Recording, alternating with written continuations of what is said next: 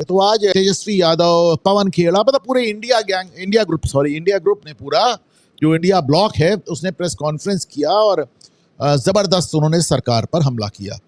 तो क्यों हमला किया?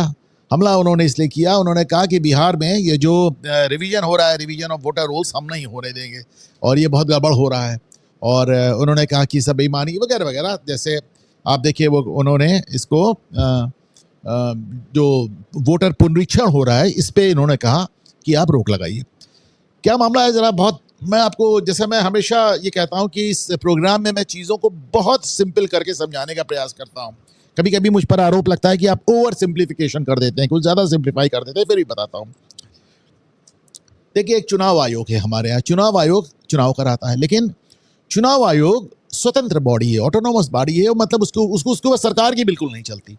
वो अलग बात है कि अब तक उसके ऊपर आपको मालूम है कि अब तो फिर भी 3 मेंबर्स होते हैं। कांग्रेस पार्टी ने नेहरू के ज़माने में, इंदिरा के ज़माने में तो ये एक ही आदमी होता था, सिर्फ एक आदमी चुनाव आयोग, 1 पर्सन आयोग, जो चाह। और वो अपॉइंट कैसे होता था? उसके लिए कोई नियम कानून व्यवस्था नहीं थी, जेब से निकाला और बना दिया। नवीन चावला जैसे आदमी को सोनिया गांधी ने चुनाव आयुक्त बनाया और फिर मुख्य चुनाव आयुक्त हुए, उन्हीं ने चुना, उन्होंने वो चुनाव कराया जिसमें कांग्रेस जीती। अच्छा, ये आप समझें 2009 वाला चुनाव, बल्कि इंडिया टुडे ने हेडिंग लगाई कि Sonia Gandhi appoints Naveen Chawla as election commissioner. Sonia Gandhi कौन होती हैं जो नियुक्त करेंगी? वो तो मामूली सांसद थी, लेकिन सबको मालूम था कि प्रधानमंत्री नहीं कर रहे हैं, सारा काम सोनिया गांधी कर रही थी। इंडिया टुडे की हेडिंग यही थी।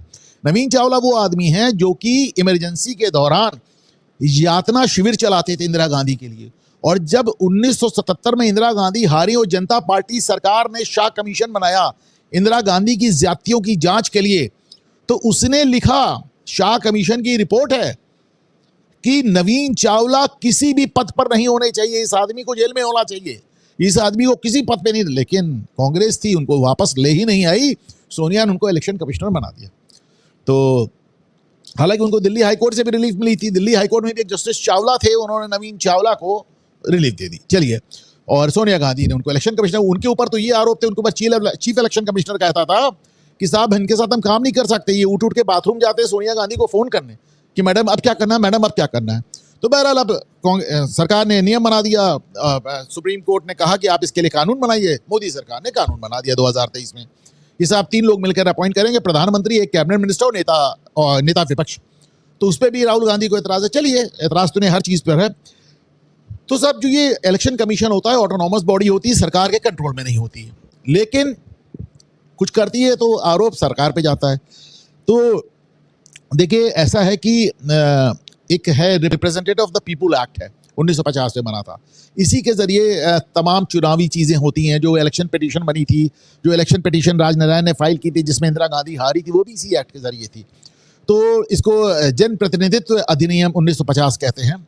तो साहब, इसमें आपको ताकत मिली है चुनाव आयोग को, बल्कि जिम्मेदारी दी गई है। ताकत क्या, जिम्मेदारी दी गई है कि चुनाव आयोग समय समय पे वोटर लिस्ट का रिवीजन करेगा, वोटर लिस्ट को समय समय पे उसका पुनरीक्षण करेगा, उसको नए सिरे से। अब जाहिर सी बात है, कितने लोगों की मृत्यु हो जाती है, उनका नाम वोटर लिस्ट से निकाला जाता है कितने नए लोग बालिग होते हैं हर साल और उनको वोटर लिस्ट में जोड़ा जाता है। तो भाई समय से, इसीलिए ये जो पुनरीक्षण होता है ये हर विधानसभा चुनाव और हर लोकसभा चुनाव के पहले होता है। परंतु ये पुनरीक्षण भी 3 तरह का होता है।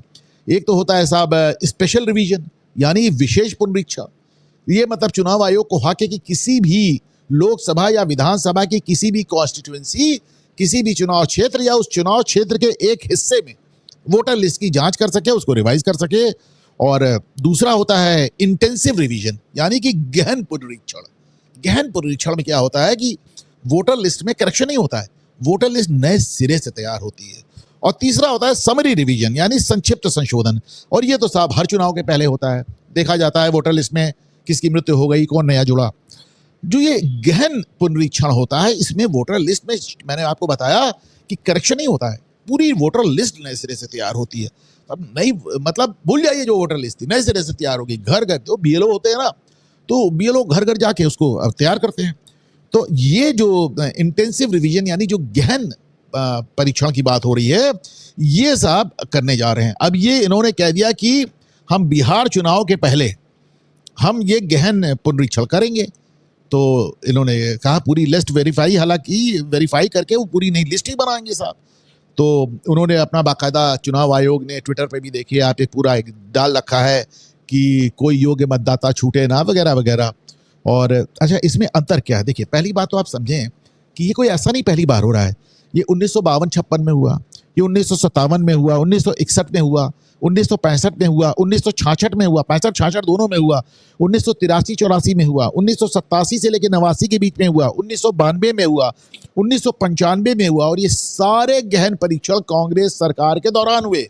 ये तब हुए जब इनको इलेक्शन कमिश्नर को अपॉइंट करने का नियम ही नहीं था, प्रधानमंत्री जेब से निकाल के बना देता था। 2000 और 2003 में भी हुआ। तो बिहार में आखिरी जो पुनरीक्षण हुआ था 2003 में हुआ था।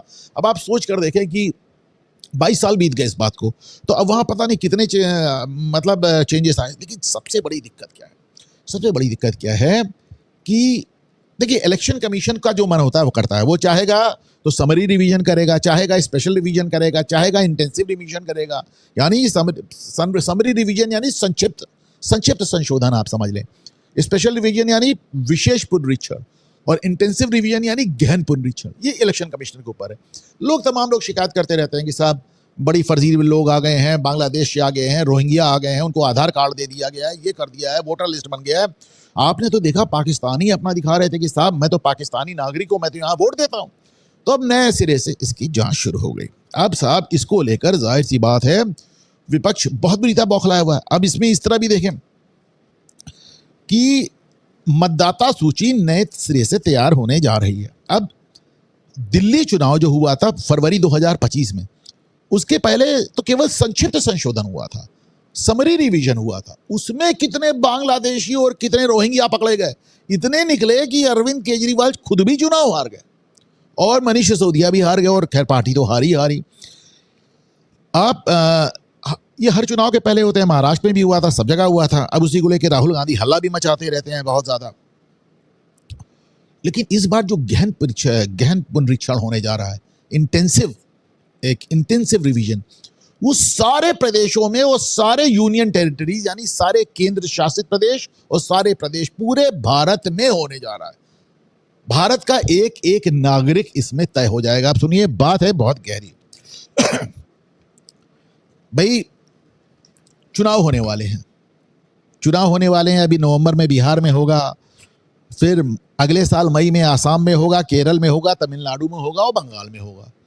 और सबसे ज्यादा जो फर्जी वोटर रजिस्टर हुए हैं वो बिहार में हुए हैं, खासतौर से सीमांचल एरिया में, जहां पे असुद्दीन ओवैसी 5 सीट जीते थे। सब उसके बाद अगर कहीं हुए तो बंगाल में हुए और असम में हुए।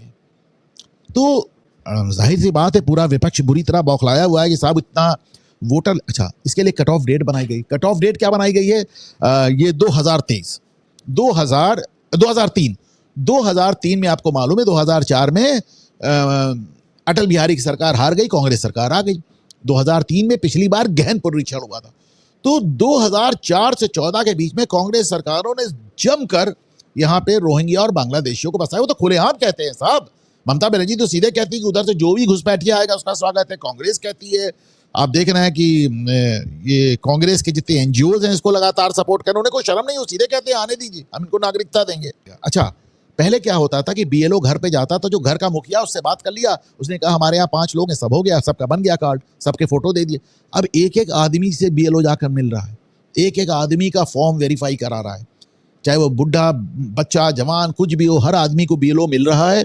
और बीएलओ आपको 3 मौके देगा इसके लिए, 3 बार आपके घर जाएगा, फिर भी आप कहेंगे नहीं मिले तो फर्जी। मैं आपको बताऊं, प्रयागराज में उस समय जो इलाहाबाद हुआ करता था, अतीक अहमद बड़े वोटों से चुनाव जीतते थे। तो साहब बाद में जब इलेक्शन कमीशन ने भी जांच किया, बीच में भी जांच हुई थी कि साहब आप सोचें 12 बाई 15 का एक कमरा बना हुआ है और उस एड्रेस से 1,500 लोगों का वोटर आईडी, 1,500 लोगों का वोटर आईडी एक छोटे से कमरे से इस तरह बनते थे फर्जी।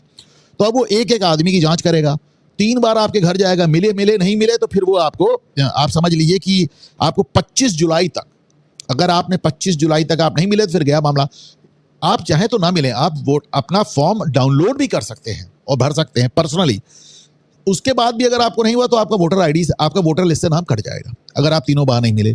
30 दिन का आपको मोहलत भी दी गई है अपील करने के लिए। 1 जुलाई तक, 1 जुलाई से 1 सितंबर तक के लिए अपील की भी मोहलत है। सारा मतलब जितना फेयरनेस हो सकती थी, जितना ईमानदारी हो सकती थी, सब किया। दिक्कत क्या है कि इस बार सुप्रीम कोर्ट अपने ही आदेश में फंस गई। आपको क्या है, अभी सारा सारा झगड़ा था एनआरसी का कि एनआरसी नहीं होने देंगे। एनआरसी क्या है? National register of citizens. दुनिया का हर देश एक ऐसा रजिस्टर रखता है जिसमें उसके पास अपने नागरिकों की पूरी सूची होती है। भारत में कह रहे हैं रजिस्टर नहीं बनाने देंगे, मतलब भारत सरकार को यह हक नहीं है कि वो पता कर सके उसका कौन नागरिक है कौन नहीं। सोचिए, गुंडागर्दी की लिमिट है साहब। जब देखिए एनआरसी का विरोध हो जाता है, वी डोंट वांट एनआरसी, तुरंत झंडे लेके लोग निकल आते हैं। CAA का विरोध हो रहा है, एनआरसी का विरोध हो रहा है, कितना विरोध हुआ, सारा विदेशी मीडिया भी इसको सपोर्ट करता है।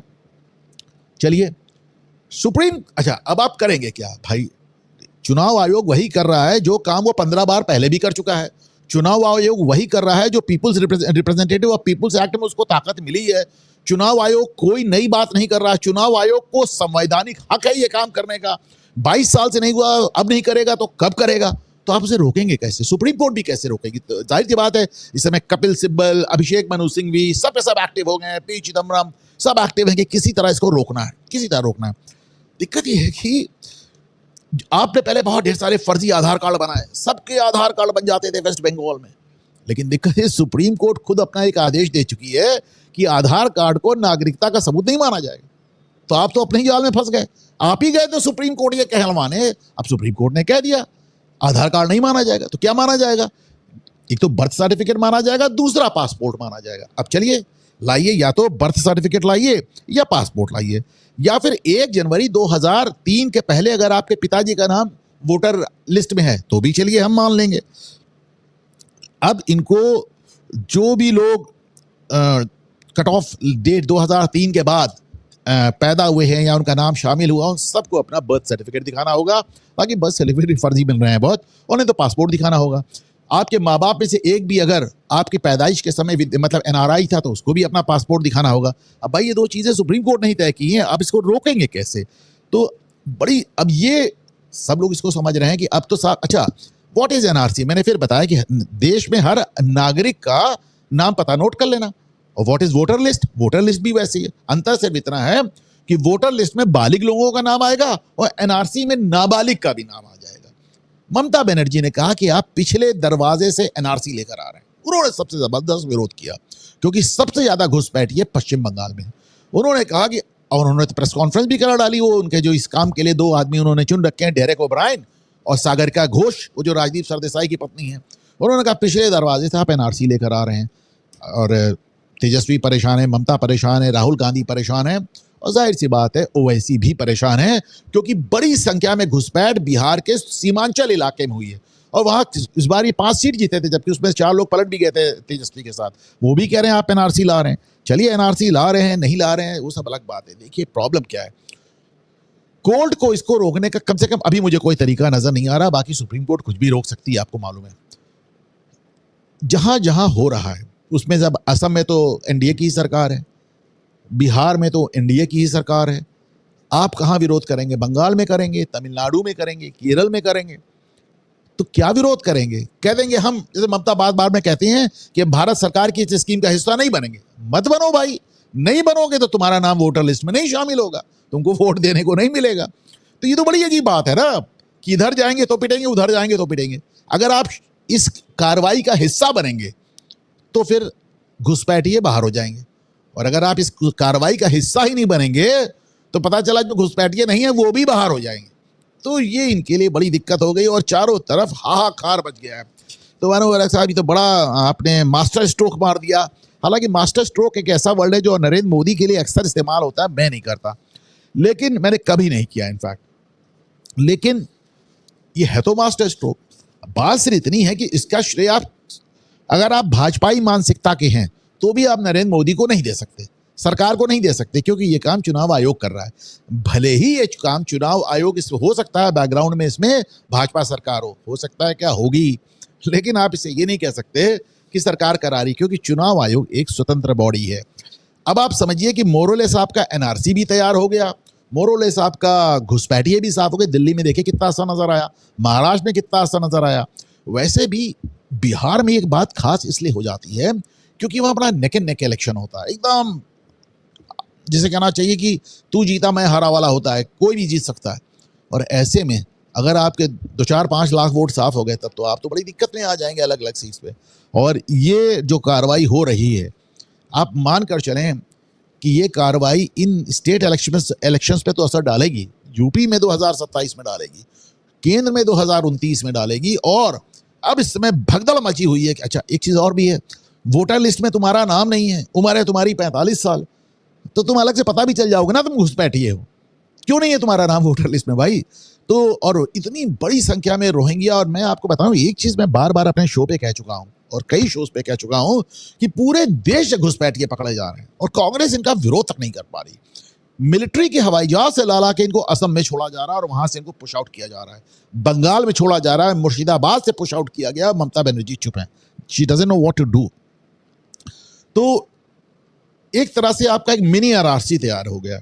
अब घुसपैठियों को पकड़े जाने की और बात होगी, चुनाव हारने की आपकी। और इसीलिए मैंने कहा ना कि खेल शुरू होते ही मात की गुंजाइश आ गई।